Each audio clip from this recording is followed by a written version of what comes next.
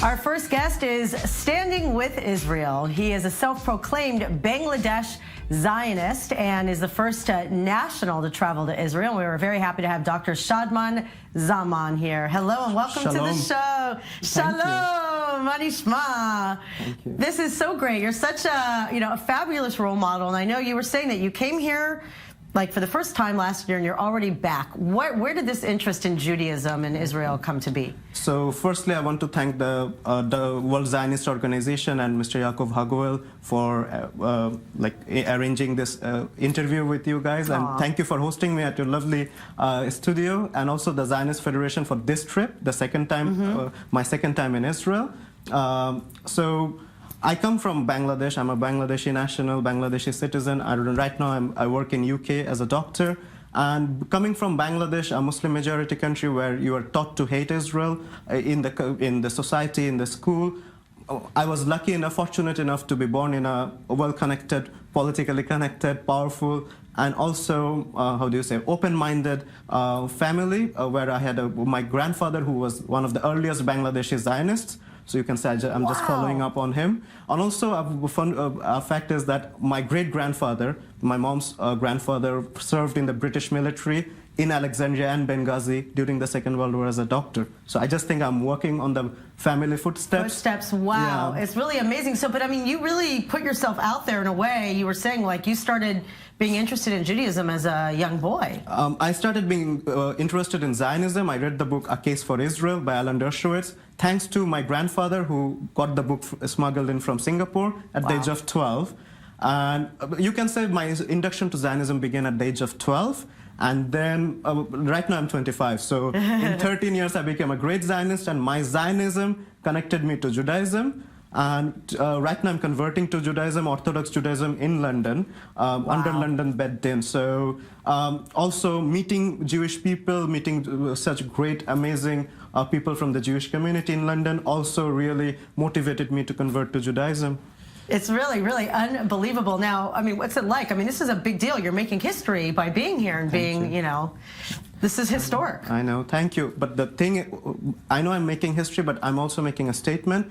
I want to use this platform to tell people from Bangladesh especially that Israel is a democratic country, a democratic state which provides equal rights to all of its citizens, which I saw in this trip, in my first trip, which provides equal rights to all of its citizens, irrespective of their religion, ethnicity, color. And I sincerely believe Bangladeshi people and also Israeli people, but Bangladeshi people would benefit greatly by being friendly with Israel. And I hope Bezrat Hashem very soon that day is going to come when Bangladesh and Israel will be friends. Well, listen, it's so great that, yes, we, first of all, it's a pleasure to have you, but for you to have this platform to do with this. However, you can't now go back to Bangladesh to actually talk about your beliefs. The thing is, I can't go back to Bangladesh because I'll be charged with high treason at the airport, because my passport says this passport is valid for all countries of the world except Israel. It literally says except Israel. Except Israel. It literally says that. But my parents are there, and I hope I can go and visit them someday in my country, and my friends are all there. So I really hope so. How do your friends and family feel about this? About the conversion or about Zionism? Yeah, just about the conversion. Obviously, they're Zionists, but are they going to get them to come to England and do Shabbat with you and things like this? I would love to. The thing is, conversion, my dad, as I said, is an atheist, so he's okay with it, sort of. He says,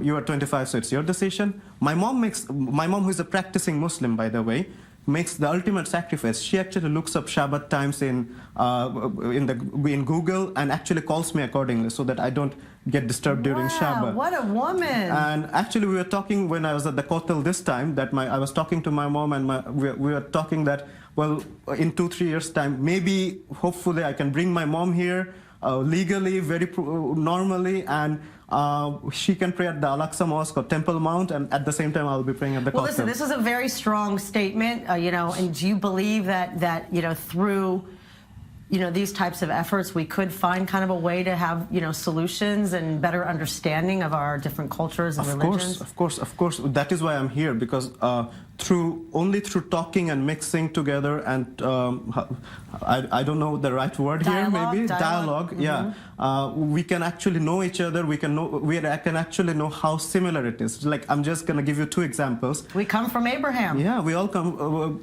but that's the religious example. The cultural, you know the word pita. Pita means bread. Pita also means bread in Bangladesh. The word for carrot is gajor in Bangladesh. No way. And gezor in Gezer in Hebrew. So your Hebrew's going to be better than mine in no time. Well, I'm trying to learn. Wow, really, it's really amazing what you're doing. And let's also talk about, just the fact of, what's going on in your country. I mean, is it getting worse? It seems like there's a lot of, Islamic zealots that are really kind of infringing on just basic Sunni, what is it, 85% or 87% or Sunni Muslims? Sunni. Yeah. So the thing is, the current government is a socialist progressive government, but there, as you said, there is 87% of Sunni Muslims, and most of them are indoctrinated into the Wahhabi ideology, which actually calls Jews with worse names that I don't want to mention. So was it really, growing up, did they really actively say bad things about Jews in Israel? I was always told Israel is the root cause of all problems. Jews are, even in some of my school textbooks, it was said Jews are the mirror images of Satan and all those things. So I really thank my grandfather who actually indoctrinated me into Zionism. We got to do some research on your grandfather. There's something going on with his family. Unfortunately, he passed away last year because of thyroid cancer. But he knew I was coming to UK. So he told me that the first country I should go once I get a British permanent residency is Israel. I didn't wait. I just came with a Bangladeshi passport. Well, your grandpa is a fine man and a good role model. Thank you so much.